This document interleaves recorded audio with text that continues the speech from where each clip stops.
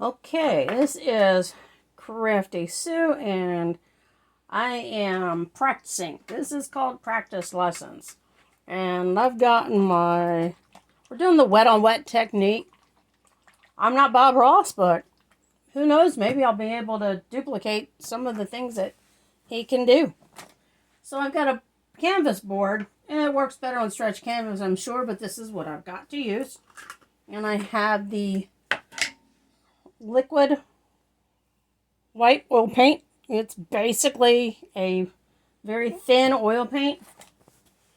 My guess is it's got white oil paint and paint thinner in there. And this is a messy hobby, but I love getting messy, so I guess that's okay. So I got my plain white gessoed board, but I'm going to take some of this, he calls it magic white, it's liquid white oil paint, and I'm going to cover this board so that this is nice and wet, but not super wet. It's just moist to the point where it will allow the other oil paints to flow. So we're going to practice clouds. I need to get better with my clouds, so I apologize in advance. I'm an impressionist artist, so sometimes my clouds look a little different than, say, Mr. Bob Ross's would be. But he talks about how you can take the end of your brush here, and if you see a stray hair on there, and you just kind of flick it off. Well, it actually does work. You just take, there's one there, just flick it. And that way you don't get any paint all over your fingers. So now I've got a nice coat of the magic white, as he calls it. Little stray hairs on that brush. And that's a 2.5 inch, 3-inch brush. And I'm done with that because for my clouds, I don't need this big thick brush. I'm going to put that in the odorless paint thinner, clean that brush out, and let it sit there, and I'll get to, clean it at the end, which I always do. It's not going to dry within the time that I'm doing my little practicing here. So now I've got that, and I'll leave my liquid white paint open in the meantime because you can use it to water down your thicker paint. So yeah, this isn't one of those big, palettes that you put your paint on. But one of the things that you do want to make sure of is that the oil paint that you use, when you squeeze it out, that it has, it's got body to it. It's not runny. And this one's got a nice body to it. Because otherwise it will not work for this wet on wet method. And that I have found to be true. This is phthalo blue. It's a nice deep blue. I don't have the, in this bunch of oil paints that I'm trying to, use up, I don't have the Prussian blue, but I do have a couple other blues. I've got a French ultramarine. Now, I don't know exactly what this looks like. Let me look at this. I'm using Winton oil paints. They are very high quality. This is a nice deep blue, as a matter of fact. This French ultramarine. I'll have to see how that looks. And then the white, that's Van Dyke Brown. And I don't have the white over here, which I should have it. I must have set it on the other side of the table because I finished the painting. So let's get the white over here. Where is the white? That's brown. I had the white when I was doing this one. Alright, where'd you hide the white paint? There it is. Okay, and this is actually Winton's white oil paint. And I'm going to use it, pretty much a lot. I want to put a little big glob. You see how it comes out really thick. And that's a good oil. That's a good oil paint. Now to thin it down, you can use paint thinner, or you can use the magic white, as it calls it. So I'm going to try the fan brush method of clouds. And to do that, I'm going to put my fan brush and a little bit of, I should probably move this over here so you can see it. Okay, there's the white and the blues. I'm only doing whites and blues today. I might venture out until they're colors, but I put a little bit on the paintbrush, on the fan brush, and I'm going to pull some of that white down, like that. And then I'm going to take, actually, that's not the brush I need to use first. First brush I need to use, ha ha ha. And they want you to use all natural bristles. So we're going to use all natural bristles. And I'm going to take a little bit of white and pull down the blue. And it can be, either one of the blues. And you want to really load it up on both sides of it. And you don't want to reload it because I'm going to add some of this blue to it to see how much deeper it gets. So now you can see there's two different shades of blue, really. One's a real deep blue and one's a lighter blue. And the bristles have got a lot of paint in them. And you're just going to take X's. You're going to go X all the way across the top.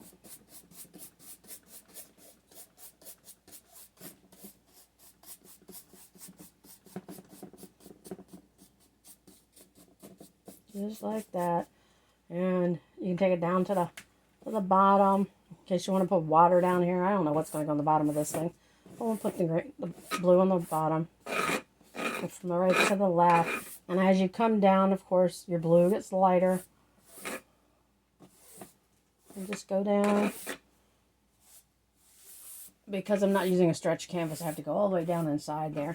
Make sure I got paint all the way to the bottom. So then I'm going to just kind of go and soften it out. Take the brush strokes out. Just barely touch it. Okay? Just barely touch it. I hope that light back there isn't too bright if you can't see what's going on up here. But, and then you come down. Actually, this is how I'm going to do mine. Remember, art is your perspective. You don't want to take away all those little white spots because they can kind of like tell you where clouds are going to go. And I like to get it to the edge because when this is a stretch canvas, I paint on the outside also so that it looks like one continuous picture. Just get the edge there. Come across. Go like this. So, and you can always darken your background, but lightening it is very difficult. So, if you want a spot where you want to make it a little bit darker, put some more darker in there. Just put it in there. And then just kind of, what they call hypnotizing it. Just pulling it just lightly across. Just like that. Now here comes the fun part. I'm going to clean my brush on the bottom. That's a shade of blue I don't think I have down there. Blue mixes in with the other colors that if you do landscaping. So I'm going to put that in the right there. I'll let that clean that off. And wipe it down there. I have this old cloth that I kind of dry it off with. I don't have the the room to smack the, like he'll do that. He'll smack the stand. Bob Ross that is. So then I'm going to take and I'm going to load this brush up with the white. But I want it to be very liquidy. The trick with wet on wet is you have to have a thin paint to stick on a thick paint. Sounds crazy, I know. But this is loaded up. It's a thin paint. And you just want to do circles. So I'm trying to decide where I want this cloud to be. And I guess I'm going to put him here. So you're going to use the corner. Which I didn't know that was a thing. I was like, use the corner. Only use the corner. And don't use all your dark spots.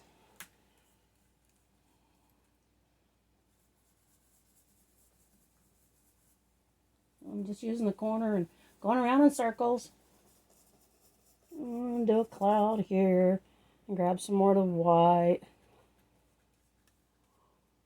And sometimes, if your fan brush is not cooperating with putting the amount of paint on you want, flip it around and try the other side.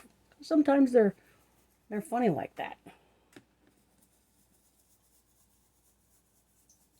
And a little dot right there. Okay, I'm going to load up some more of the white.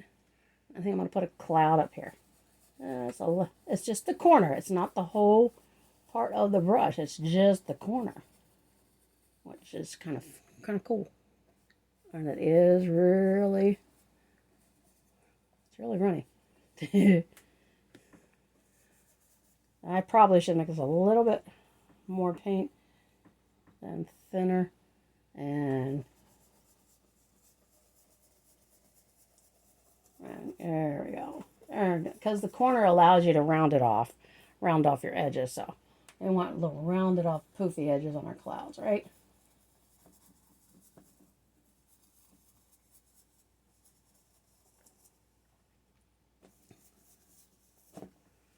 Okay, it's hard for me to see with this glare, this light. So I'm trying to see what I've got. So I've got that. You don't want to get rid of your dark at all. And so from this point, you take a dry brush, and I have a dry, a 1-inch brush here, and you want to not take away your edges, and you just want to kind of soften them. I'm going to pull some of that up and soften them out. Don't touch the edge of the top of the cloud. Just soften them up. Now, since I didn't have the consistency really that I was looking for, I want to have like a crisp kind of edge on these. And I'm going to show you how I do that. You see, you don't want to take away that finished edge. So I'm going to take this white one more time, and I'm going to make that white paint just a little thicker for the edge, and go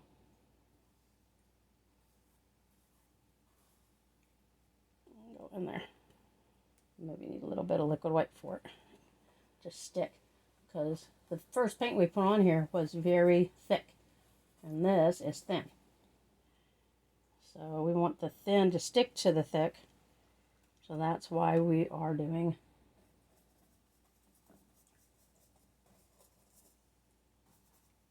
in this manner.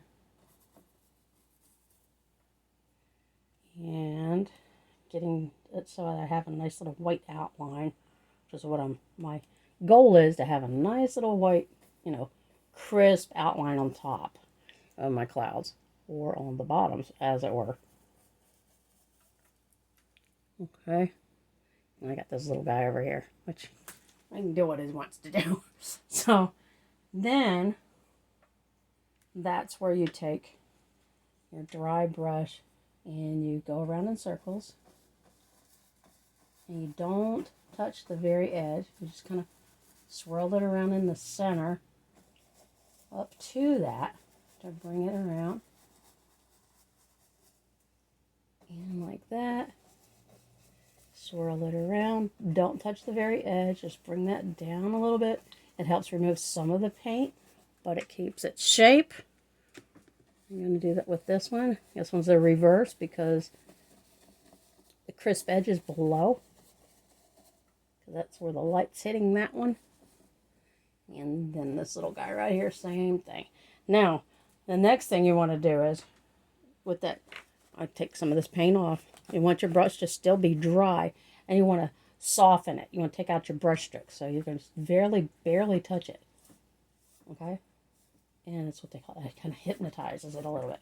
Makes it look more, I don't know, wispy, or more like clouds would do. So I could use a wider brush if I wanted to. You don't want to touch it too hard. I have a feeling some of my strokes are a little hard, but you don't want to leave a lot of, I'm trying to see what that looks like from a distance. That's okay, because it looks like there are wispy little, trailing clouds from behind. That's okay. And then you can clean your brush off by bringing it down below. It's a good way to clean your brush off. Even if, what's left on the dry brush will be down here. Okay. And you see that little bright white spot, which I love that in the clouds. I just wish I could figure out how to do that with all of them. like I said, I'm still practicing my clouds. So this is one of those things that's, you know, I mean, I could take the same brush and just do the straight paint, straight white, and try to, there we go, and accentuate those clouds just a little bit, because I like my clouds that way. Have a little pizzazz to them. So this way it looks like there's something glowing on them. So you just take a little bit more of the white paint and put it right there at the edge.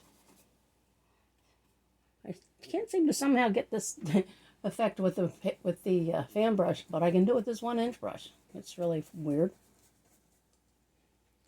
And this light behind me doesn't help, but hey. So there's that. I'm going to go up to this one on top, which he looks pretty good, and just put some more of that bright white in there. Okay. And now I can go in and go with that same brush, just lightly pull across underneath that edging. Okay. Just like that. Just like that. I hope y'all can see the difference, because I can see the difference from here. Okay, and I'm going to clean that baby off. I ordered some more brushes so I can have some more like dry brushes on hand. It makes it easier when you have several dry brushes to be able to pull this across like this. And still have your highlights on your clouds. I don't want to go too much across them, but this way you can still see them.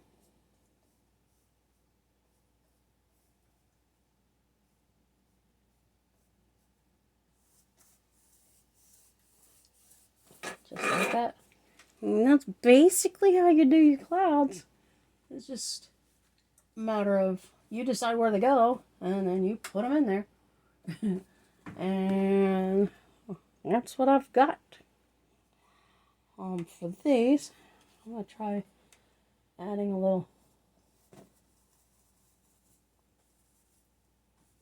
another one overlaying here. That's alright.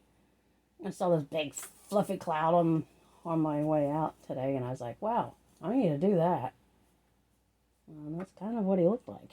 Just kind of, it's like, okay. So I think that'll do for that.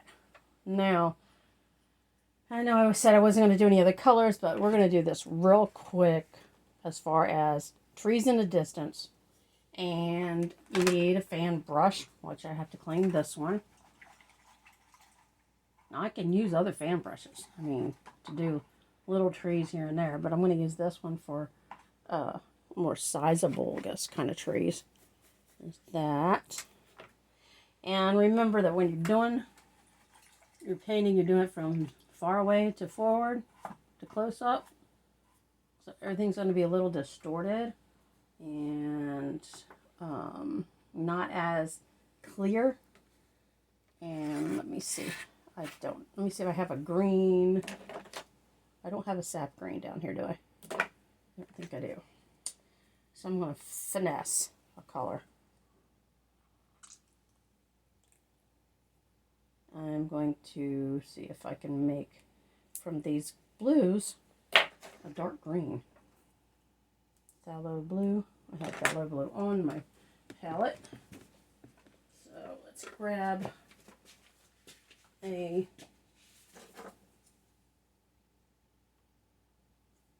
burnt sienna. No, I want raw umber. Now burnt sienna is more of a reddish brown. Ah, here's the sap green, the one I was looking for. This is the standard color for doing this kind of thing, is you want some sap green. So when the sap green mixes with the white underneath, it helps you with it being a faded kind of color. So I'm going to take some of the sap green, straight sap green, load up the brush. I'm loading up with sap green on my fan brush, and I'm going to put in a kind of like a little skyline, for lack of better words, and I'm just kind of stabbing it into it. You would do the same thing with the stretch canvas. Just stab it in there. Okay. I didn't put any mountains in this one. We'll do mountains some other time. And then for any, let's say there's some little tree line. Okay. So we're going to load this up and just take the corner and give the indication that there are some trees back there. Okay. You just kind of tap the corner. And some of them will be taller than others. And you can go across. Don't worry about that bottom, because we're going to fix that in a second. We're going to use that, actually. And so, take your straight sap green. Now, this is a thick paint. I made a little kind of evergreen looking tree there. And some more like these guys back here. And now if I wanted to do more of a evergreen kind of style tree, it would be like, let's say this is a pretty tall one in the distance, so we're going to come down just like this.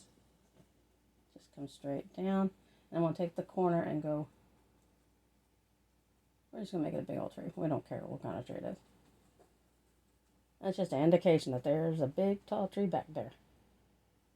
Okay, and he's got a little guy next to him.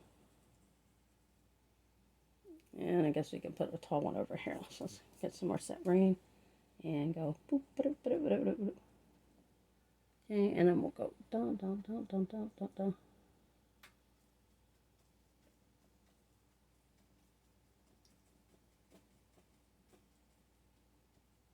Okay. Now, if you want these to reflect in the water, then you just want to put some of that color in the water part down here. Just kind of like give it a little of that and a little of that. Do like a mirror image. And that one's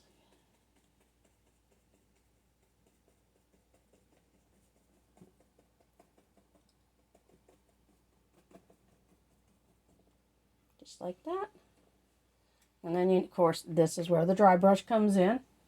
So you need a dry brush, a wide dry brush to do it.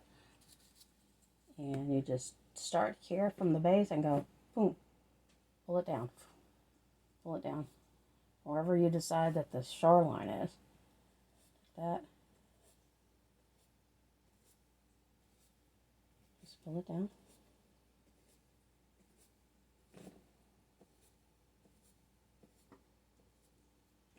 And then you take it, dry it off just a little bit more, and you're going to pull it across to give it that water look. That's how you get the water look. You go across it this way. And it makes it like blurred water. That's how you get your water look.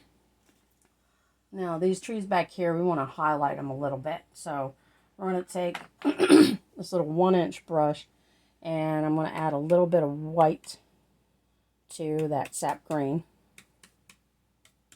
Just to kind of give them a little highlight on one side. Because they're back there a ways.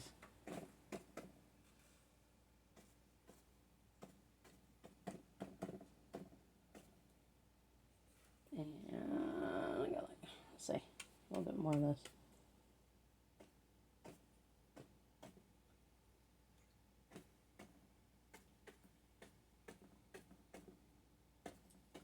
And some of that's going to go in the water below.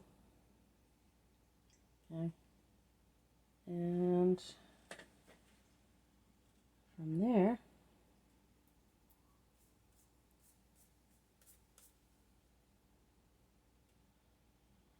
You can take your palette knife.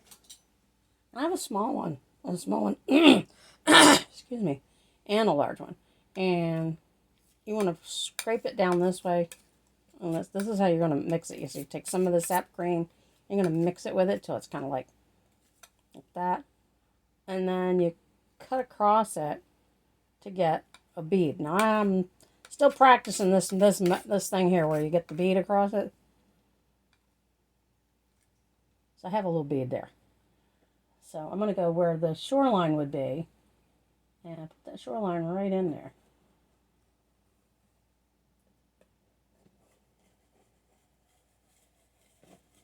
And you're kind of digging into there. You're cutting it in so that it shows up. So you're going to cut it right in. And this is going to have a little more soil or whatever to it on that side. So that's what you do there. And then you build forward whatever you want to add to it. You know, if I wanted mountains in the background, I would have put those in there, but I decided not to do that. And this could be something where, let's just say that's the distance, and we're just going to have, this is just a big lake. Okay? And why is there paint dripping on my hand? I don't know. What is that? It's like a gray. So, we can take, you know, the knife, it's got a bead of paint on it, and just kind of go all the way up to this side, and grab the rest of it. I don't know where that came from. It's a bunch of dark paint. Came from somewhere. I just don't know where. And being left-handed, it makes it a little different, but I'm going to take it this way from the other side. And we'll just frame it out with that. There we go. I'm going to make it kind of rocky. We'll just make this kind of rocky. What the heck, right? And go on this way. Do some of this. And I could close it in even more by using, I have no idea where this dark paint came from, but it ended up on my hands. Isn't that amazing? So we're going to do like that. We'll take some of the Van Dyke Brown and nice sturdy paint. And what I'm going to do is mix some of the paint there with it. Thin it down a little bit. And add some white. And I'm just going like this. I'm marbleizing it. And when I get a nice marbly look, then I'm going to cut across it and get that bead of paint. So I can make my rocks here. We're going to make this a rocky spot. And just kind of let it do its thing. Just let it glide down.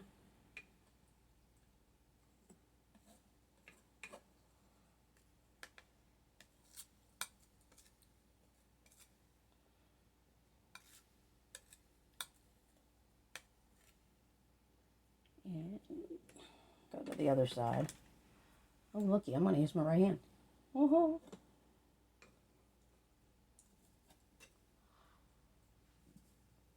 And what's neat about this is it actually gives it texture and depth. It's kind of hard to get in that little spot when you're trying to use your left hand. But you do not want to overmix it. You want it to stay marbled. You know, you want it to look like rocks. You don't want it to look like mush. And you're not smoothing it all the way out. You're just guiding it up, letting it stay marbleized, and giving it some direction.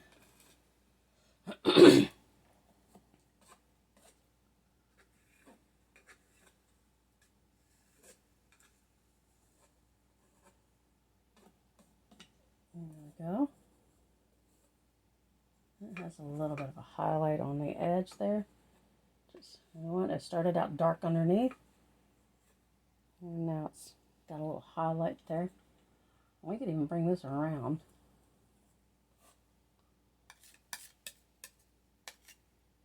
Bring that around. Actually, bring it out into the water. Just like that. Give yourself a little shoreline, some kind of definition in there. Like a little sandbar even, you know. You can do that. Just put it in like that. We can do the same thing on the other side, but I'm not going to do that. And you want one side to be kind of dark because as you come forward, things get darker. And this dark is because it's in the shadows. So we want the shadows to show. Right? We definitely want the shadows to show. We'll go like that. And there. I'm going to make it a little bit darker on the other side. Some of that yellow blue with the brown. And give it a nice dark backside.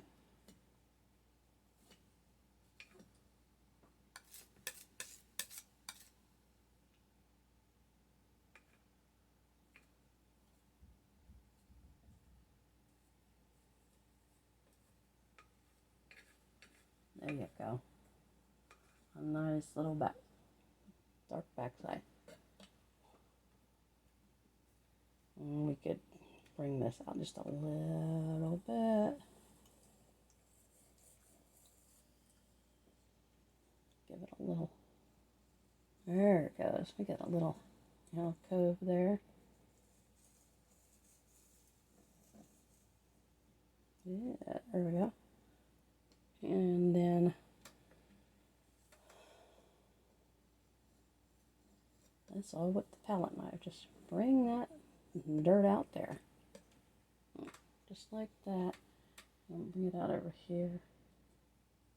Underneath it's going to be a little darker anyway. It gives a little depth. And then what you want to do is give your water some ripples. So we're going to clean off the palette knife. And we're going to grab some white. Grab some white.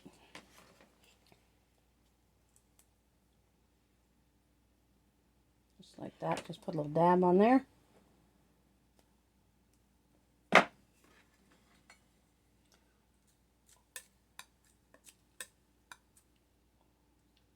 A little bit of that blue in there.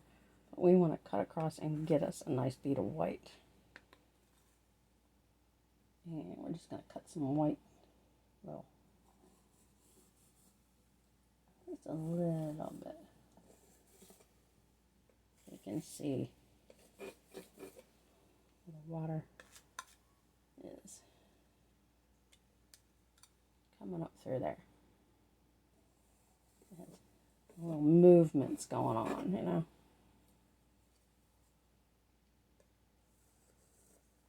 You want to make those pretty straight. I don't want them crooked and whatnot. It's kind of hard from this angle, but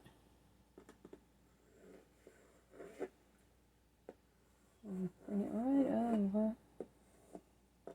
Now you can see, got a nice little shoreline there. It cuts in over here. And it's going to cut in over here too.